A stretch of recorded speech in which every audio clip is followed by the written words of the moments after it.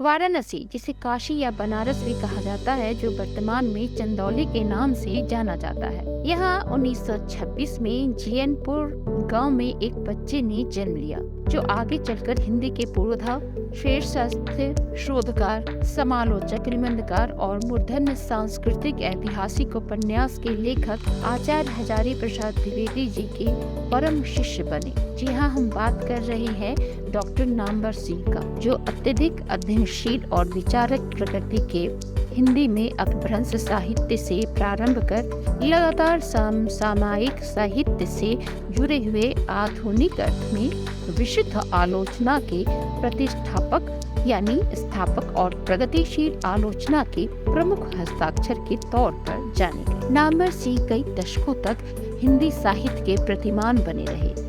वे हिंदी के उन कुछ कृति व्यक्तित्वों में से एक थे जिनके पास न सिर्फ हिंदी बल्कि भारतीय भाषाओं के साहित्य की एक विहंगम और विराट सम्यक दृष्टि। यही वजह रही कि दूसरी भाषाओं में हिंदी के जिस व्यक्ति को सबसे पहले याद किया जाता रहा, वे नामवर सिंह जी ही हैं। नामवर जी हिंदी साहित्य में MA PhD करने के बाद बनारस हिंदू विश्वविद्यालय में अध्यापन कार्य करने लगे।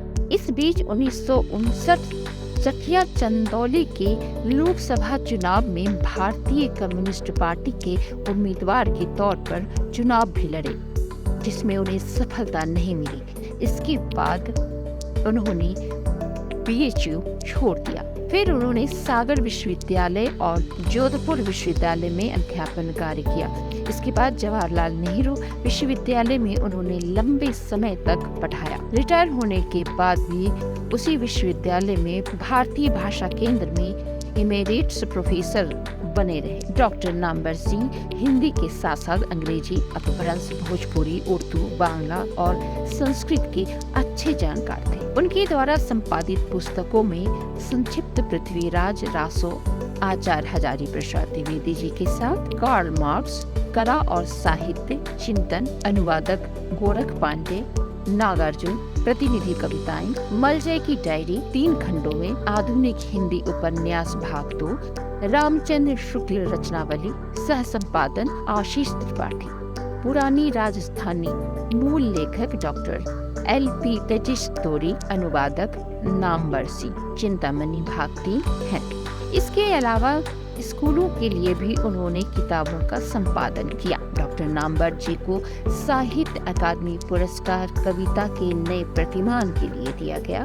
साहित्य भूषण सम्मान उत्तर प्रदेश हिंदी संस्थान की ओर से उन्हें दिया गया और महावीर प्रसाद द्विवेदी सम्मान उन्हें 21 दिसंबर 2010 को उन्हें दिया गया। नामवर जी ने हिंदी आलोचना को एक नई पहचान दिलाई, ऐसा कहना गलत नहीं होगा। लेखन की शुरुआत कविता से करने वाले शिखर पुरुष और हिंदी साहित्य जगत के चर्चित आलोचक नामवर सिंह ने हिंदी साहित्य जगत में आलोचना को नया आयाम दिया। उन्होंने आलोचना के क्षेत्र को अपने कलम से सुशोभित और समृद्धि देने का महत्वपूर्ण कार्य किया। उनके निधन से हिंदी जगत में एक सन्नाटा सा छा गया, जिसकी कमी शायद ही कोई पूरा कर सके।